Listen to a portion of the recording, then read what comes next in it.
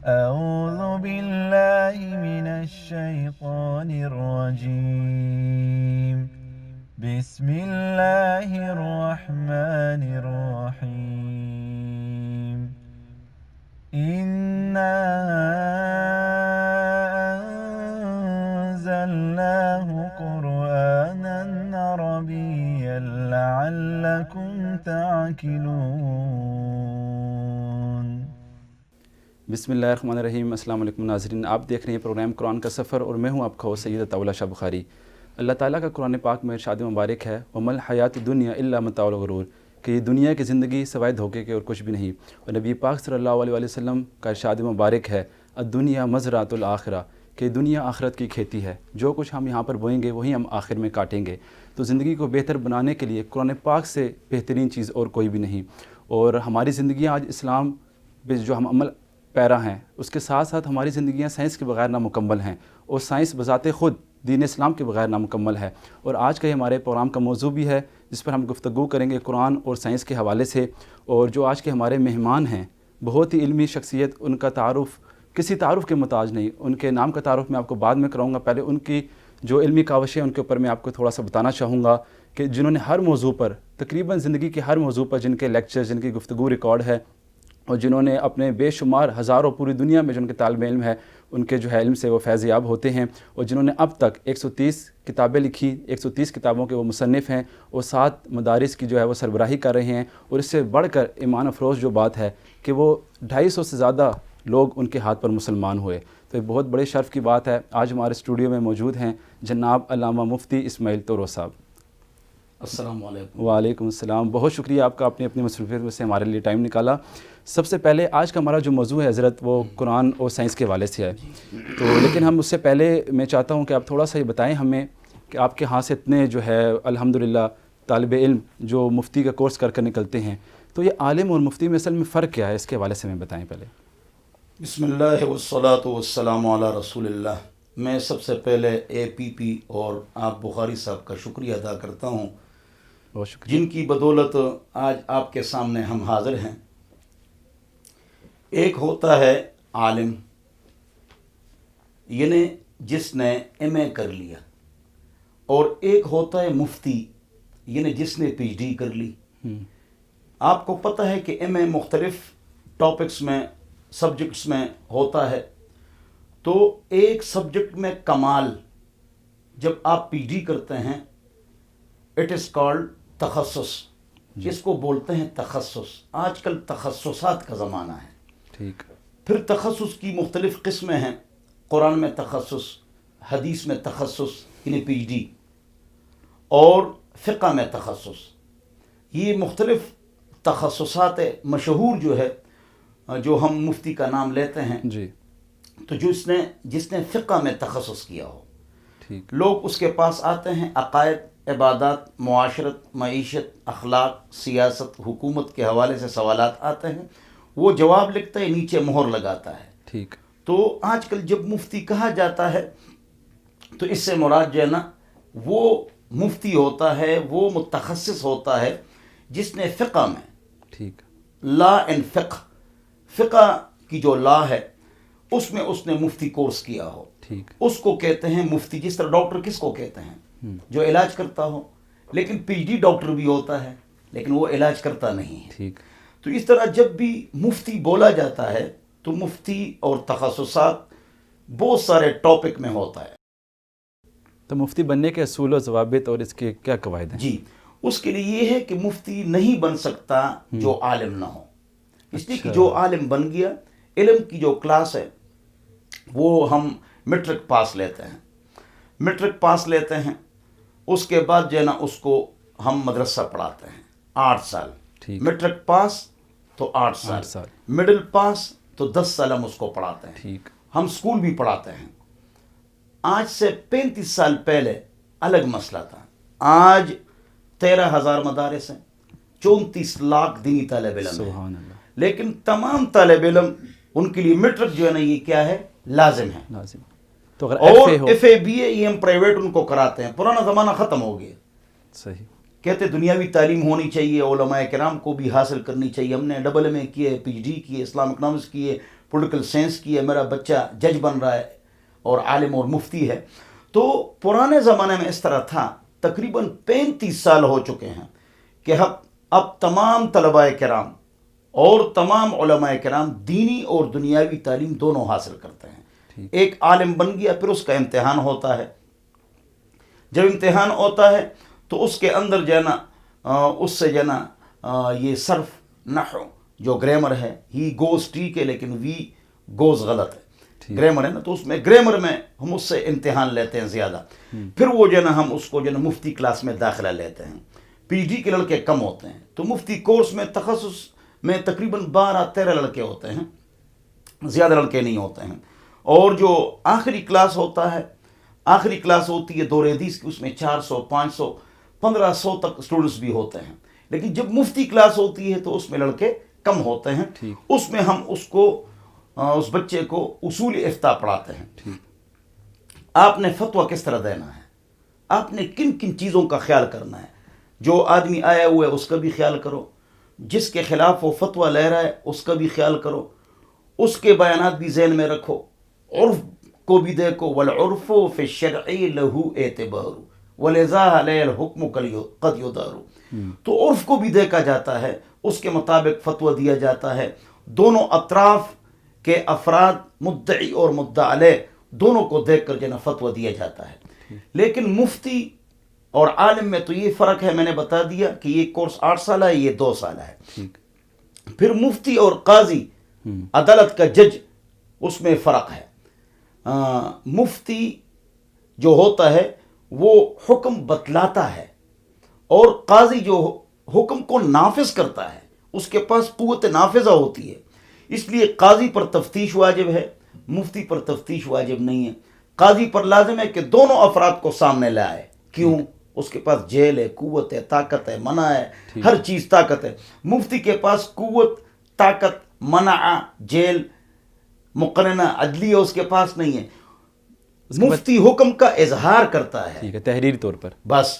اور قاضی جو ہوتا ہے وہ تفتیش کر کے اس حکم کا الزام کرتا ہے، اس کو لازم قرار دیتا ہے. جی ٹھیک. ابھی جس طرح آپ نے بتایا کہ جو مفتی آپ کے ہاں سے 2 سال کا کورس کر کے جو نکلتے ہیں، تو وہ تمام جو بھی یہ کورس کر کے 8 سال بعد جو فراغت کرے گا تو وہ اہل ہوگا کہ وہ فتویٰ دے سکے؟ یا اس کے لیے سوال ہے، یہ بتائیں.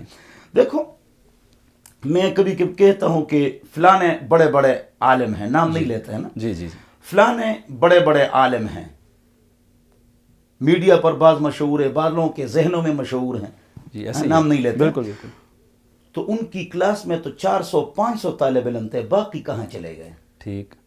جواب یہ اللہ تعالیٰ جن سے خدمت لیتا ہے، اصل چیز قبولیت ہے، قابلیت نہیں ہے. ٹھیک. اس کے بعد قابلیت ہے.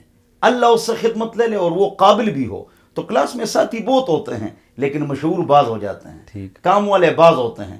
سارے اہل ہو کے وہ فتویٰ دیں، ایسی بات نہیں.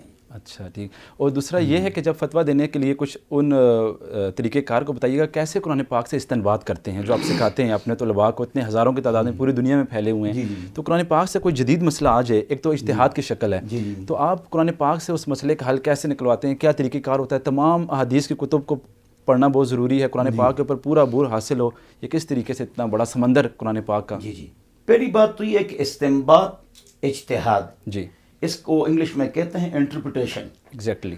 یہ جو انٹرپریٹیشن ہے نا، یہ مجتہدین کا کام ہے. ٹھیک.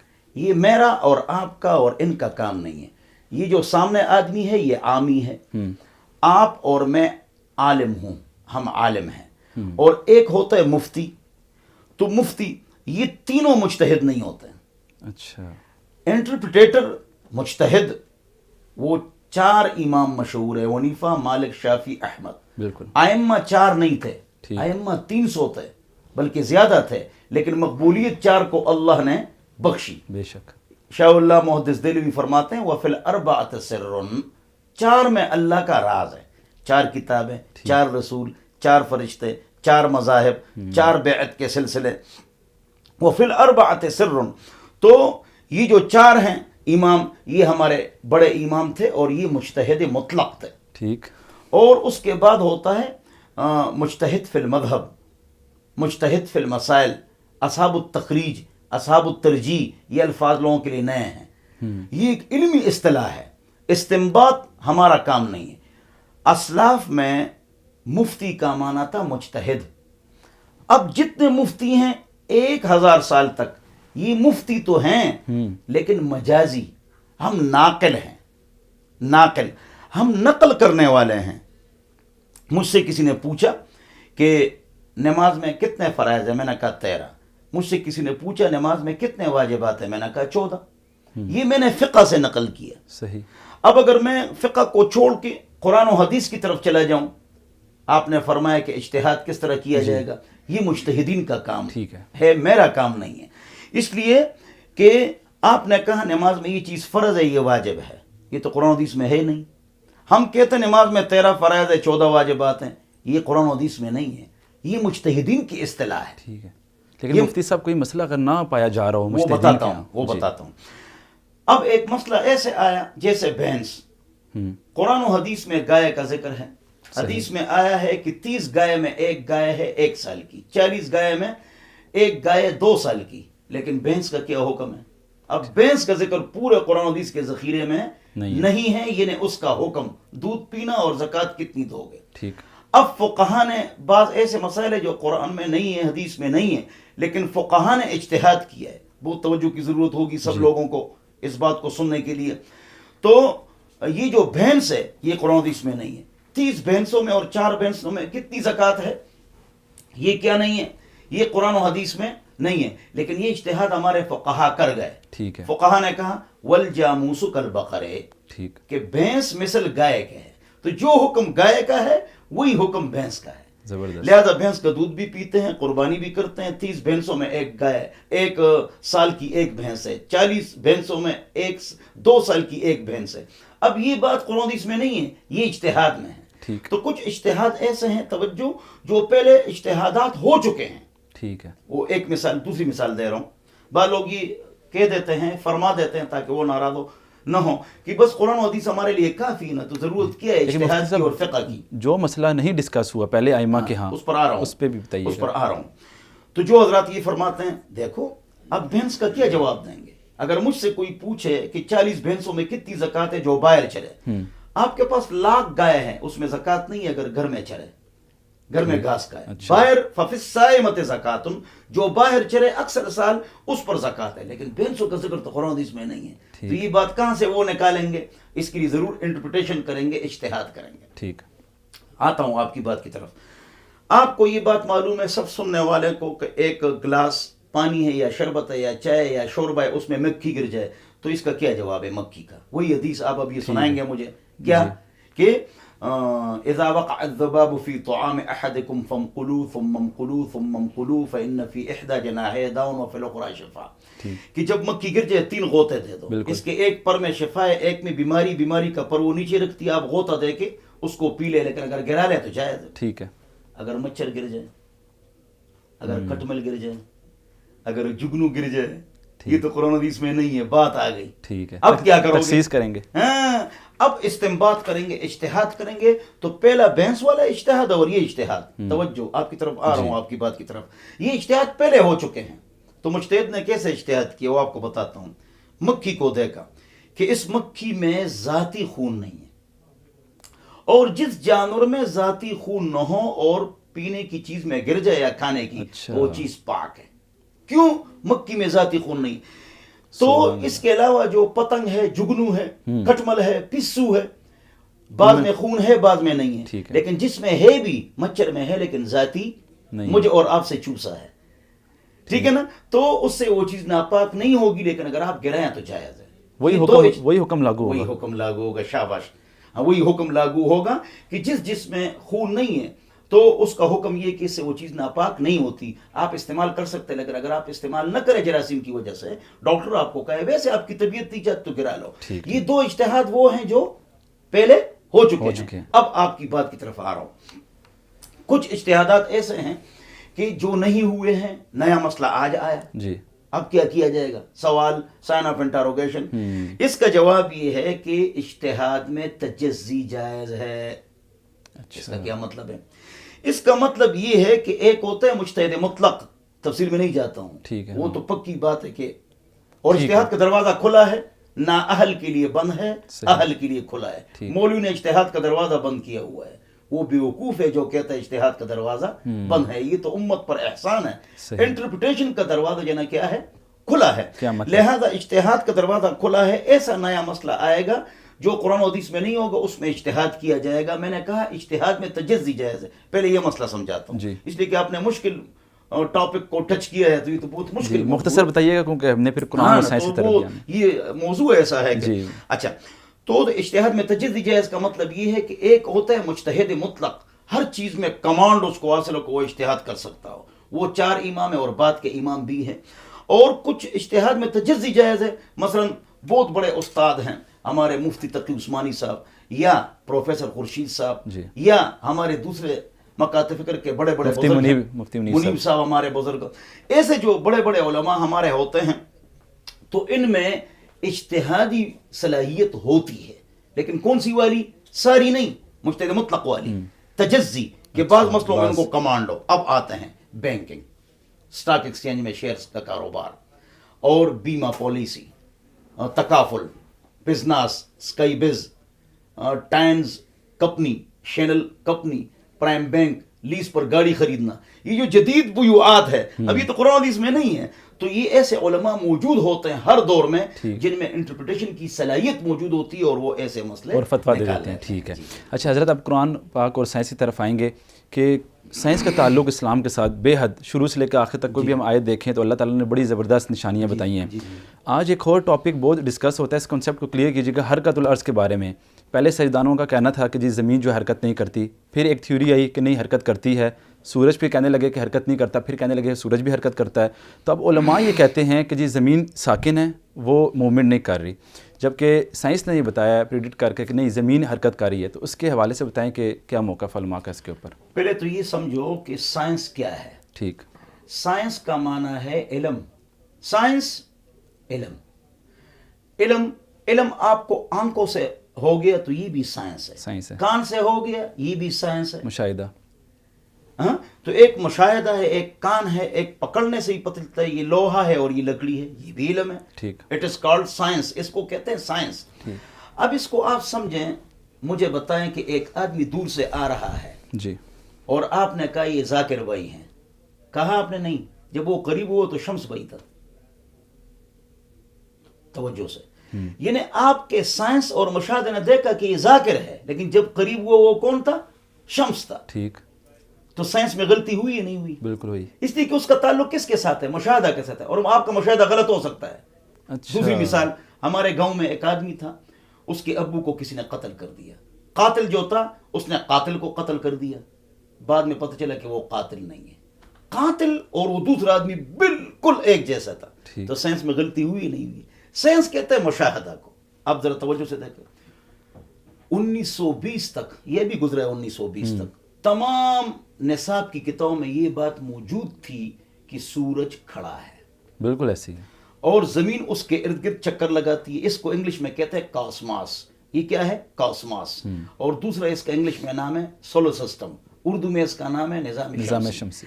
یہ جو حرکتیں میرے پیارے سب کو معلوم ہے، ویسے کہتا ہوں یہ دو ہے، ایک ہے اپنے مدار میں حرکت، ایک ہے لٹو کی طرح حرکت۔ تو ہر سیارے کی دو حرکتیں ہیں، ایک اپنے مدار میں اور ایک لٹو کی طرح، یعنی زمین جو اپنے چاند زمین کے ارد گرد، اور زمین جو ہے نا اپنے مدار میں سورج کے ارد گرد چکر لگا رہی ہے، لیکن اس کے چکر کتنے ہیں؟ ایک نہیں ہے، دو ہے۔ ٹھیک، ایک اپنے مدار میں، ایک لٹو کی طرح، پھر بھی پھن کھڑا ہو جاتا ہے۔ اللہ اکبر، زمین کتنی تیز جا رہی ہے، اپنے مدار میں بھی اور لٹو کی طرح بھی، لیکن پھن گرتا ہے نہیں۔ انتمید بکم، قرآن میں اللہ تعالیٰ فرماتے ہیں کہ ایسے میں نے اس پر پہاڑ رکھ لیے نا کہ پھر بھی نہیں گرے گا۔ سبحان اللہ۔ اب میں نے آپ کو کیا بتایا کہ 1920 تک کیا تھا، سورج کھڑا ہے اور زمین چکر لگاتی ہے۔ 1920 ابھی گزرا ہے، میں اس کو 100 سال 100 ایئرس، ہاں۔ لیکن اس وقت پروفیسر یہ کہتے تھے، میں پرانی کتابوں میں دکھا سکتا ہوں قرآن میں کہ وہ شمس تجری، سورج چلتا ہے۔ بالکل، تو سائنس نے ثابت کر دیا، سائنس کا تعلق مشاہدہ کے ساتھ ہے، دیکھنے کے ساتھ ہے کہ سورج کھڑا ہے۔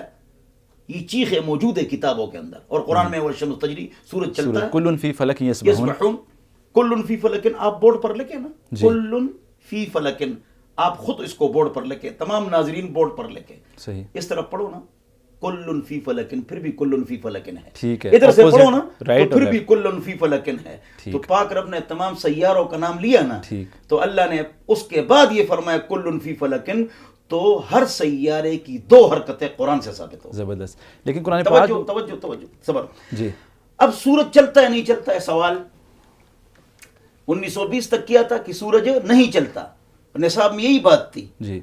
अब बात आ गई जी कि सूरज की 3 चक्कर हैं, तमाम सैयारों के कितने चक्कर हैं? 2 चक्कर हैं, तमाम सैयारे के 2 चक्कर हैं, प्लूटो, नेपच्यून, अतारुद, मरीख, लेकिन सूरज के 3 चक्कर है। 1920 से पहले 1300 साल ये क्या कह रहे हैं? सूरज खड़ा है। कुरान कहते हैं सूरज चलता है, 1920 के बाद अब कहते हैं सूरज के 3 चक्कर है। तो तुम तो 1 चक्कर भी नहीं मानते थे। एक इसका अपना मदार है, 1 2 लट्टू की तरह भी चलता है। तीसरी बात सुनो, नसर, नून सीन रा, एक सैयारा है और ये सूरज उसके करीब तर होता जा रहा है। तो जिस सूरज के चक्कर को तुम नहीं मानते थे, वह शम्स तजरी पर तुम इश्काल करते थे, तुम तो अब 3 चक्कर मान गए, सच साबित हो गया। तो मतलब ये कि मैंने मुशाहदा की बात की कि साइंस किसको कहते हैं, उसका ताल्लुक मुशाहदा के साथ है और मुशाहदा में गलती हो सकती है। ठीक है जी नाज़रीन, हम लेंगे छोटी सी ब्रेक, हमारे साथ रहिएगा, विल बी राइट बैक।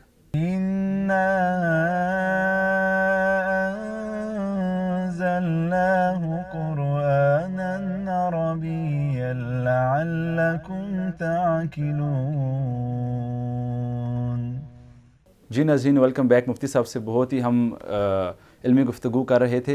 अच्छा, जिस तरह भी आपने बताया कि सूरज भी जो है वो मूव कर रहा है और ज़मीन भी हरकत कर रही है, कुरान पाक की जिस तरह असहाबे काफ का वाक़या देखें तो उसमें अल्लाह ताला ने जिस तरह फरमाया कि वज़ा तलात शम्स तज़ावुरन काफ़िहिम, कि सूरज को हुक्म दिया कि जब वो आ रहा था तो उससे कहा कि जगह चेंज कर लो। असहाबे काफ जो उस गार में सो रहे थे तो अल्लाह ताला हुक्म देते, ज़मीन घूम जाती थोड़ा सा, तो इतने बड़े सूरज को वहाँ पर पहुँचने तक अल्लाह ताला ने कहा कि सूरज के अल्लाह ने रुख चेंज करवाया। तो उलमा से दलील ये पकड़ते हैं कि जो ज़मीन है ये साकिन है, अल्लाह ताला ने उस वक्त सूरज को ये हुक्म दिया कि वो अपना रुख बदले।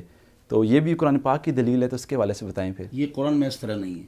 अच्छा, हमने मफ़हूम गलत समझा है। हाँ, गलत समझे। और ये यहाँ पर जो फ़ेल इस्तेमाल हुआ है वो मुतअद्दी नहीं हुआ है, लाज़मी इस्तेमाल हुआ है। सूरज खुद इस अंदाज से चलता है, पाक रब फरमाते हैं कि उधर जो हमने असहाबे कहफ को सुलाया हुआ है ना, इसमें ज़मीन या सूरज के हरकत की तरफ तवज्जो नहीं है। इस आयत में ये बतलाया जा रहा है कि ये जो असहाबे कहफ को जिस अंदाज से रखा हुआ है ना जी, तो वो बोसीदा नहीं होते हैं, ख़राब नहीं होते हैं। इस अंदाज से सूरज कट के उनसे गुजर जाता है, वहाँ लाज़मी फ़ेल इस्तेमाल हुआ है। नहीं, उन पे सूरज की रोशनी ना पड़े, यानी हाँ, अल्लाह ने ये हिफाजत फरमाई। जी जी जी, तो कहने सूरज की रोशनी न पड़े। अच्छा, सूरज की रोशनी पड़े, ठीक, सूरज की रोशनी पड़े, सूरज की तपिश न पड़े।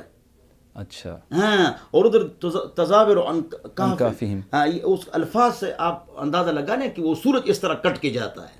सही, जी, ये है सही। अच्छा, अब कोई मसला अगर कुरान पाक की कोई कतई दलील हो जिस पे अल्लाह ताला ने बता दिया कि ये निशानी है किसी भी मौजू पर, और साइंस एक मुशाहिदे से बताए कि ये मसला इस तरह नहीं इस तरह, यानी कि एस्टेब्लिश साइंस हो अगर, तो वहाँ पर अगर टकराए, कभी ऐसा अभी तक देखने में नहीं आया, बल्कि खुद सजदानों का ईमान ताज़ा हुआ जब उन्होंने चीज़ देखी। 14 साल पहले अल्लाह के नबी बयान कर दी कुरान पाक में। जब कोई अगर ऐसा मसला आ जाए जो एस्टेब्लिश साइंस से बिल्कुल लॉ के तौर पर सामने आ जाए और कुरान पाक में उसके बरक्स हो, तो हम किस चीज़ पर करेंगे? जवाब ये है कि 1500 साल हो चुके हैं, एक मसला ऐसा नहीं आया। बेशक, सुभान अल्लाह, मौजज़ा ये भी। दूसरी बात ये कि हमने अभी सूरज की मिसाल आपको दे दी जी, तो जो है ना उनका नजरिया जो है ना बातिल हो गया। कुरान साइंस की किताब नहीं है, हिदायत की किताब है। बाज़ वक़्त अगर आपको टकराव और क्लेश नजर आएगा, ये अक्ल का फसाद होगा, यह तशरीह का नुकसान होगा, कुरान का कोई नुकसान नहीं होगा। इसलिए कि जो आपकी साइंस है, मैं आसान आपको बताता हूँ। बोलो ऊपर क्या है, ऊपर क्या है, तो कुछ ऐसे जो है ना कुछ मील तक आपको पता है ऑक्सीजन गैस खत्म हो जाता है, कार्बन डाइऑक्साइड गैस खत्म हो जाता है। फिर ऊपर क्या है, तो फिर ऊपर क्या है, तो फिर ऊपर क्या है। तो हमको कुरान बताता है, यहूद को, नसारा को, हमको, अहले किताब को, कि ऊपर क्या है, तो 7 आसमान है। तो ऊपर क्या है, तो अर्श और कुर्सी है। तो ऊपर क्या है, तो लामकान है। तो रशिया और चाइना वो आसमान को नहीं मानता है, ہم کتنے اوپر چلے گئے، لیکن چائنا اور رشیا آسمان کو نہیں مانتا ہے، اس لیے کہ وہ ایتھیسٹ ہے، سیکولر ہے. وہ تو یہی کہتے ہیں جو ہم کو مشاہدے میں آئے گا ہم اس کو انگلی لگائیں گے، جا کے دیکھیں گے تب مانیں گے اور نہیں مانیں گے. صحیح. یعنی جو سائنس ہے وہ اس کا تعلق تو مشاہدہ کے ساتھ ہے، اور ہماری شریعت نے ہم کو بتا دیا کہ یہ ہے اور پھر یہ ہے اور 7 آسمان ہے اور 7 زمینیں ہیں. مثال جی. اب کہاں ہے؟ یہ تو ہم کو قرآن اور حدیث اور مطلب یہ کہ مذہب نے بتا دیا. بالکل. اچھا، اور دوسرا یہ میں پوچھنا چاہوں گا، شق القمر کا جو واقعہ سائنس سے، شق الصدر جو اللہ کے نبی کا جو کیا گیا، بلیک ہول کے بارے میں جو آج بتایا جا رہا ہے، ایک اور کنسیپٹ بتایا جاتا ہے کہ پیرالل ارتھ کے حوالے سے جو آج سائنس بتا رہی ہے کہ اسی طرح کی ایک اور دنیا بھی ہے جہاں پر جو ہے ملٹی ورس، یعنی ٹائم جو ہے وہ ریورس ہو رہا ہے. تو اب قرآن پاک تو اس کے بالکل برعکس بتاتا ہے کہ ایک ہی زندگی جو دنیا میں ہمیں ملی، اللہ تعالیٰ نے تمام جو ہے کائنات کے لیے ایک نبی بنا کر بھیجے، وما ارسلناک الا رحمۃ للعالمین. تو اگر یہ چیز مشاہدے سے ثابت ہو جاتی ہے کہ ایک اور دنیا اسی طرح ہے جو جس طرح ہم آج یہاں پر موجود ہیں 7 ارب لوگ انسان، اسی طرح اس دنیا میں بھی موجود ہے، لیکن وہاں پر ٹائم واپس کی طرف چل رہا ہے. تو یہ بھی اب چیز تھیوری آئی ہے. یہ تھیوری ہے نا، صحیح ہے. اس کے بارے میں تو کوئی کچھ نہیں کہہ سکتا ہے. ہم اس سے اپنا مطلب لیں گے کہ یہی جو ہماری زندگی ہے یہ آخرت میں سامنے آ جائے گی. ساری زندگی ہم 33 سال کے ہو جائیں گے اور یہی سسٹم جو نا چلے گا. یہ جو موجودہ آدمی ہے جس نے تھیوری پیش کی ہے وہ تو یہی کہتا ہے کہ انسان اس خطے کا آدمی ہی نہیں ہے، یہ کسی اور خطے کا ہے جس میں نہایت ہی سہولیات تھی، اور یہ جانوروں کی اور عام جو چیزیں ہیں انسان کے علاوہ ان کی دنیا ہے یہ. اور جانور دیکھو بغیر کپڑوں کے اور بغیر جو نا خاص ذخیرہ اندوزی کے رہ رہا ہے، لیکن انسان نہیں رہ سکتا ہے. تو وہ اس کی یہی تھیوری اس کی بھی ہے کہ آخرت بھی ہے اور یہ کسی اور جگہ سے انسان آیا ہوا ہے جو بہت بڑی وہاں سہولتیں تھی. یہ تو اسی آدمی نے یہی بات. صحیح. اور بگ بینگ تھیوری کے حوالے سے بتائیں کہ جو ایک دھماکہ ہوا کائنات میں، یہ تو جواب یہ ہے کہ یہ تو قرآن اور حدیث، قرآن میں تو نہیں ہے لیکن اشارہ اس کی طرف ہے. فتقناہما، اچھا ہاں قرآن میں ہے، اشارہ ہے، لیکن حدیث میں تو اس کی تفصیل موجود ہے نا. جی وہ بتائیے. ساری موجود ہے کہ مطلب یہ ہے کہ یہ کائنات جو ہے نا بند تھی. ٹھیک. فتقناہما، ہم نے اس کو جو ہے نا کیا کر دیا، کھول دیا. یہ ہے یا نہیں ہے؟ قرآن میں ہے. تو اسی طرح اسی قرآن میں ہے کہ ایک دن آنے والا ہے جو بہت بڑا دھماکہ جس کو ہم کہتے ہیں، وہ تو قیامت کا نا. جی تو وہی بات ہو گئی. شاباش. تو قیامت بنانے میں اللہ تعالیٰ نے فرمایا کہ خلق السماوات والارض فی 6 ایام، کہ ہم نے باقاعدہ اس کو 6 دنوں میں بنایا. کوئی دھماکے کا تو اسی آیت سے نہیں پتہ چلتا. نہیں، جواب یہ ہے کہ 6 دنوں میں جب بنا ہے تو اس سے پہلے کیا تھا. کائنات صرف یہ تو نہیں ہے نا، کائنات تو ایک بہت بڑا تصور ہے. ٹھیک. یعنی بہت بڑا تصور ہے کائنات. یعنی یہ جو ہم نے یہ تمام چیزیں بنائی، پہلے کچھ نہیں تھا. پھر اللہ تعالیٰ نے سب سے پہلے قلم کو پیدا کیا، اکتب المقادیر. پھر عرش جو ہے نا وہ پانی کے اوپر تھا، پھر پانی کے بعد زمین. یہ جو اس کے علاوہ بھی کائنات ہے. عبداللہ ابن عباس رضی اللہ عنہما سے روایت ہے کہ حضور نے فرمایا کہ اللہ نے فرمایا، حضور نے فرمایا کہ اللہ نے فرمایا کہ میرے پاس ایسے جانور ہیں جو اس پوری کائنات کو ایک لقمے میں لے لیں. اللہ اکبر. تو پوچھا یا اللہ، آپ کے جو یہ جانور ہے یہ کہاں ہے؟ دیکھو اس دنیا سے ماورا باتیں ہو رہی، اس پوری کائنات کو ایک لقمے میں لے لیں. ٹھیک ہے. تو میرے یہ جانور جو ہے میری چراگاہوں میں، سبحان اللہ، پوری کائنات کو 10 سولر سسٹم تلاش ہو چکے ہیں، کاسماس. تو اس کو ایک لقمے میں لے لیں. ہو سکتا ہے اور بھی ہو، بلیک ہول سمیت اس کو ایک لقمہ لے لے. اچھا یہ کہاں ہے؟ یہ میری چراگاہوں میں. آپ کی چراگاہیں کہاں ہیں یا اللہ؟ میرے علم میں. سبحان اللہ. بہت بڑی کائنات ہے، رب المشارق والمغارب. بے شک. بہت شکریہ آپ کا مفتی صاحب، آپ نے ہمیں ٹائم دیا، اتنی زبردست گفتگو کی ہے. جی ناظرین، اسی گفتگو کے ساتھ ہم یہاں پر وائنڈ اپ کریں گے. اور قرآن پاک کا بہت ہی بڑا موضوع ہے جس پہ چند گھنٹوں میں، آدھے گھنٹے میں ہم اس موضوع کو کور نہیں کر پاتے، لیکن پھر بھی کوشش ہے کہ آپ کے سامنے قرآن پاک سے متعلق ہم گفتگو لے کر آئیں اور اس پہ عمل پیرا کریں. بلکہ بہت خوبصورت کہا جاتا ہے کہ وہ معزز تھے زمانے میں مسلمان ہو کر اور ہم خوار ہوئے تارک قرآن ہو کر. تو اللہ تعالیٰ نے اتنی خوبصورت کتاب دی ہے، اس پر عمل کرتے رہیں تاکہ دنیا بھی بن جائے اور آخرت بھی بن جائے. مجھے اور میری ٹیم کو اجازت دیجیے گا، انشاءاللہ پھر پروگرام میں حاضر ہوں گے. السلام علیکم ورحمۃ اللہ وبرکاتہ. اللہ حافظ.